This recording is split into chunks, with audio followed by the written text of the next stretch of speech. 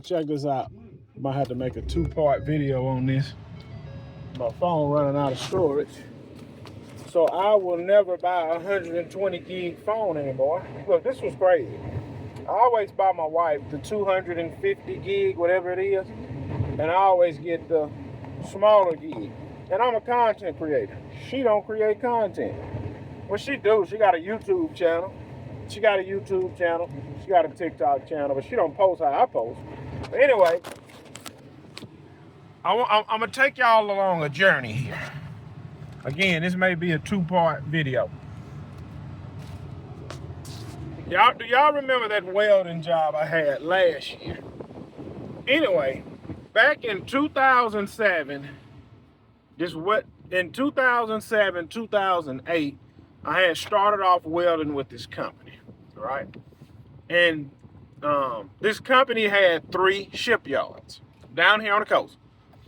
Well, that was 2007. I started working with this guy in 2009, right? Fast forward, and we both was working on this job. We both was working 7 days a week. And I remember in 2007, he bought a $300,000 house. I met him in 2009. Today his house is worth about $700,000, $800,000. Moving along. Well, last year, I went and got a welding job, and he was still working at that company. Same company since 2009, right? He's been with that company, and that company has had ups, and that company has had downs. So anyway, he's a supervisor now. It literally goes from worker, supervisor, general foreman, superintendent. That's it. Ain't nothing else. Well, he had made his way to supervisor.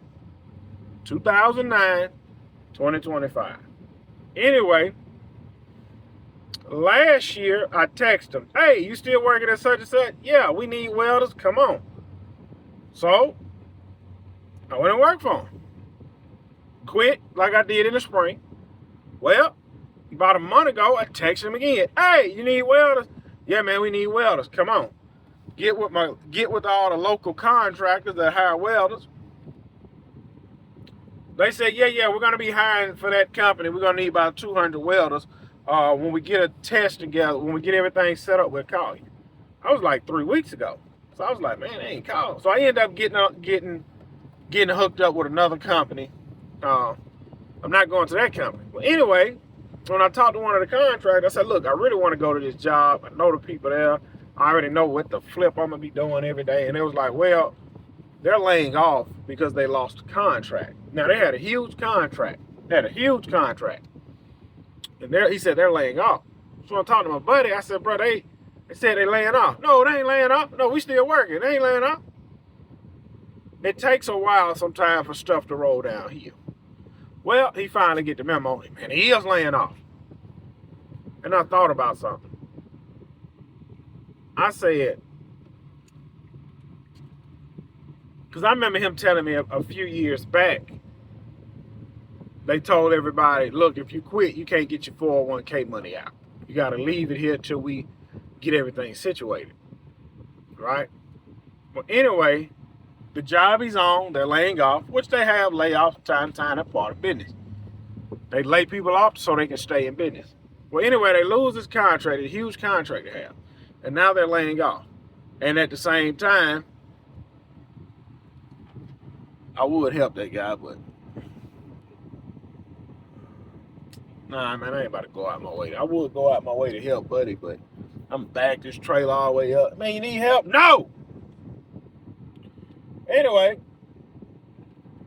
they're laying off. I want you to think about something. Look at that. They done upgraded. I want you to think about something. Imagine giving a company 16 years, 17 years. It's not worth running out there. Imagine giving a company, I had it though, 16, 17 years, and then the company go belly up. People think working a full-time job is safe. In a sense, it is, but you don't control nothing. Working a full-time job is safe, but you don't control nothing. You don't control nothing at all. Not a single tenth of a drop of a bit. I'm going to run over this other property. Then I'm going to bring it on to the house because I need gas. You don't control nothing. Right now, and when I was on that job last year, me and him was talking because he used to like to buy new cars. He said, man, I ain't bought a car in 10 years. He said, I'm keeping what I got, man. I'm just trying to pay my house off. He said, me and my wife, we almost done. So anyway, they cut the hours. They laying off. Now, he can survive if they cut him down to 30 hours a week. He can survive. He only had one kid. His kid grown. He was working. His wife was working. Problem is, they both was working for the same company. Dang, them boys only got a new stand on. But my point is this. Imagine if I would have never left that job. I know my financial situation right now. If I would have never, and when I was working those full-time jobs, I needed overtime to survive. You're only supposed to survive on 40 hours. Impossible. You can, look, if you're paying me $40 an hour and I'm working 40 hours a week, it is $1,600. After you tax me to death, I'm only left with $1,100, $1,200 a week. That is not enough money.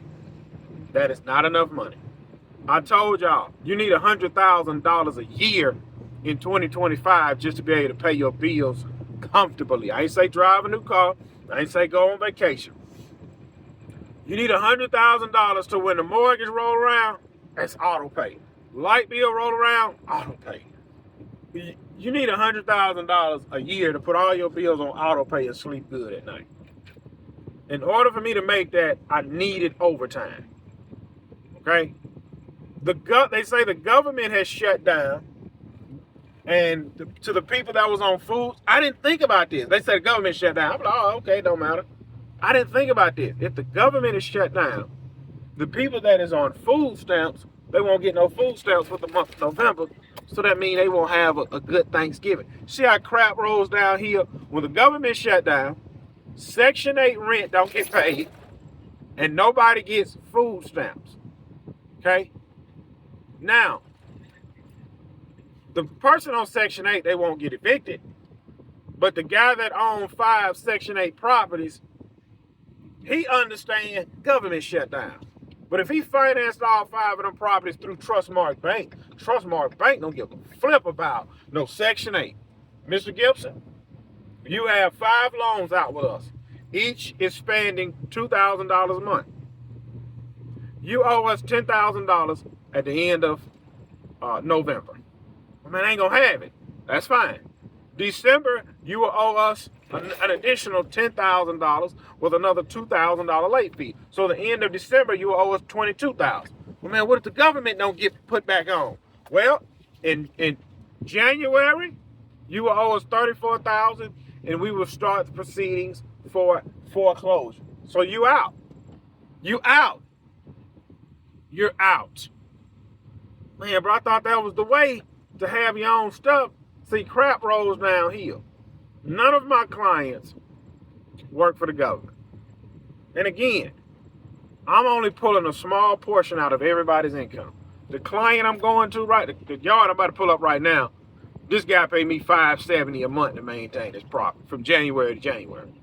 So he might feel the pinch. But the property I just left, it's $170 a month. They're not going to feel the pinch. But you see how the guy with the properties, his stuff going to foreclose, and then how his family gonna eat. Man, this man at the house. Oh well, he's just gonna be at the house. I'm about to fire this mower smooth up. That's his problem he had. I'm about to fire this mower smooth up. I'm saying that to say you cannot trust.